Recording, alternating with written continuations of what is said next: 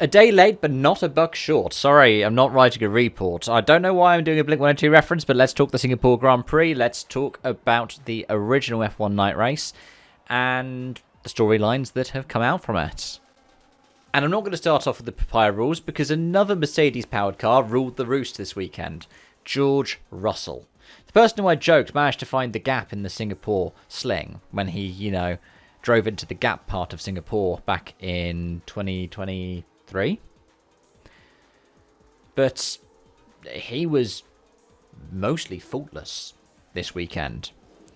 And you could tell that in his performance. He was just smooth. I know Sainz is meant to be the smooth operator, but George Russell was smooth. He delivered. He did what he had to do. He knew what he had to do, and he did it. And it was impressive. It really was. It was a good run that he had. And as a result, he won by 5.4 seconds. He didn't have to push too much. He just needed to break the toe of Verstappen, who we can get to in a moment. But yeah, for those of you who don't know, I do my driver ratings just on impulse when I've finished watching everything. I think about the results, but I think about the relative car performance. I'm like, pretending to be one of these motorsport journalists. For me, George Russell was a 10 out of 10 weekend. He knew what he had to do, and he did it. Yes, he hit a wall in practice, but I don't count practice towards it. He's done really well this season. He's gotten into his form. He's established himself as Mercedes team leader.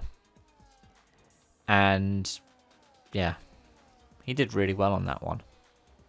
And I am going to talk Max quickly because he did what he needed to do as well. He held on to second.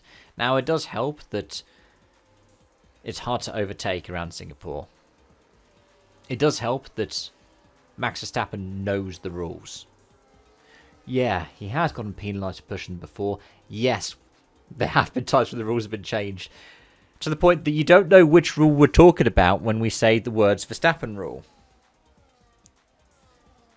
But we also know, and we do also know this, that he is somebody who is a rough and tough racer who will push people to their very limits. He has been incredibly impressive. He's been one of my top drivers of the season, perhaps unsurprisingly. So, yeah, he did really well on the weekend. He did what he needed to, and he's now gained 6 points on Piastri, 3 points on Norris. It's sort of an equal amount on both relative to the points deficit. And as for the other finishers, I want to cover them quickly as well. Behind the McLarens, who we will get to, I do promise. Antonelli had a fine weekend, managed to hold off the Ferraris. I do feel for Lewis Hamilton getting the penalty for constantly going the track limits at the end, but Alonso does also deserve P7 anyways. Regardless of the penalty, he had a good drive, a sort of recovery drive as well. And Hamilton was the better Ferrari, I would say, over the course of the weekend. I think he had the measure of Charles Leclerc. Granted, Singapore's always been one of his better tracks and has not been one of Leclerc's better tracks. So, it's not too surprising that he did well. But well done on him for doing well. Ollie Behrman was the last car on the lead lap. More fine form from Behrman. He's shown that Haas can work, and he managed to make it work as well, especially when Ocon was down in 18th. And from being disqualified for a lack of Inspector Seb looking at the rear wing on the Saturday to a P10 on the Sunday. I know it's not the second place that Carlos Sainz was fighting for. What the podium he ended up getting in Baku. But that smooth operator did another smooth operation. First car a lap down, yes, but given that he started right at the back, that is good form. Much like Isaac Hadjar, who was struggling with his engine. I listened to the race and they said they couldn't tell whether Alonso was saying to reward himself or Hadjar the hero of the day, he called it. And Isaac Hadjar also still outperformed Yuki Tsunoda. There's just something wrong with the second Red Bull, or the way that it works, and hopefully they'll sort it for next season. There's a lot of changes going on in our organisation. Stroll, I mean, it was an okay drive. I couldn't really think about much to talk about with it. Whereas for Albon, you have to compare him to Sainz, right? They both started at the back, and Sainz was able to fight his way through. Albon wasn't. Granted, there were some people who came in for like more than just tyre changes. You had wing changes. I'm thinking the likes of Bortoletto. But I'm not going to talk about literally everybody, even though I've talked about like 16 of the 20. It was impressive there was no safety car. We ran the distance, and there were a couple of yellow flags out, but that was for people going wide or clipping the wall. We didn't have a safety car in Singapore. But let's talk the Papaya Rules, shall we? Let's talk about it, because I want to dispel some things, and I want to make my thoughts clear on it as well. There is no British bias in the team. I do not believe that at all. I get why people are annoyed. After all, Lando drove into 2 cars to make his pass on his teammate, one of them being his teammate. I get why Piastri would be annoyed. I get why people are looking at, him turning the radio off in the post-race. I get why people were looking at him in the media pen whilst the team was celebrating the Constructors' Championship on the podium. I do get that. And I would completely get where he feels as well. But I doubt that Piastri would accuse them of British bias.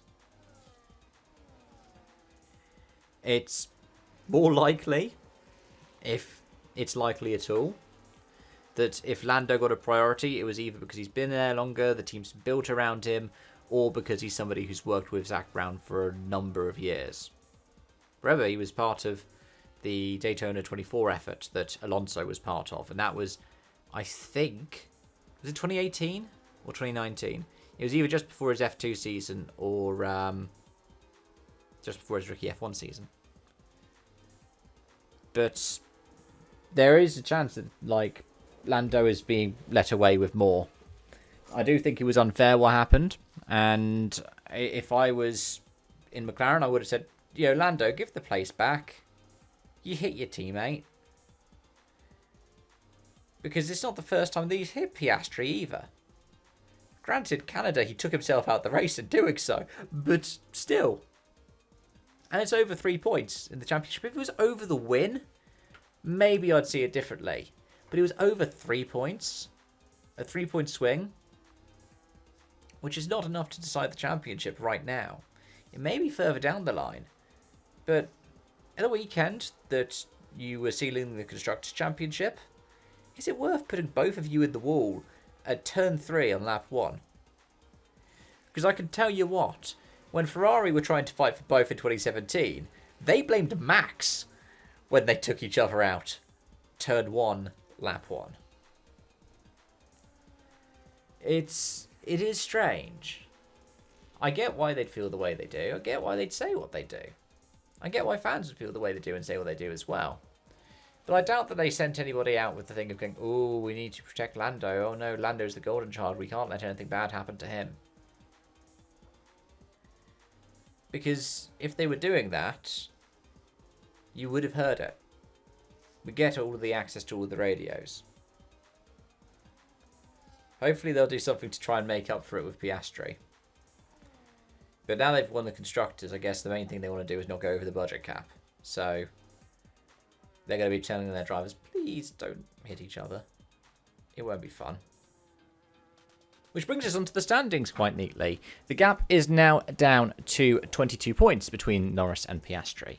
22 points over the remaining weekends. If we ended up with something like what we've seen so far over the course of the final few races, we've got, 24 races. We've got 6 rounds left to go. 3 of them are sprints.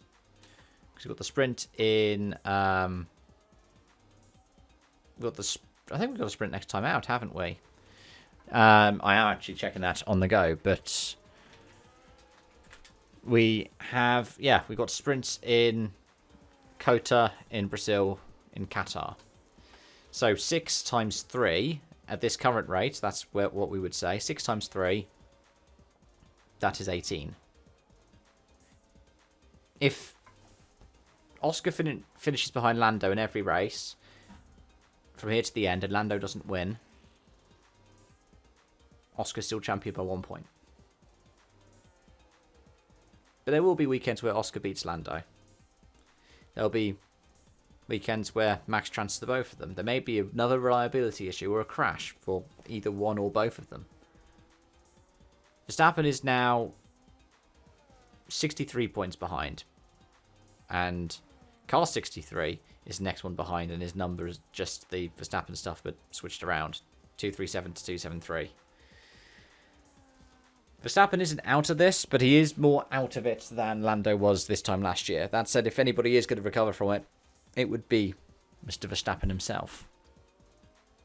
I think look out for what happens over the next triple header, because I think that will be what decides it for the championship this season. I mean, there could always be a surprise bringing the tail in those final couple of moments, but that is the way that I would look at it. Either way, folks, as always, thanks so much for watching. Thanks so much for joining. Let me know your thoughts in the comment section down below. And until next time, it's bye for now.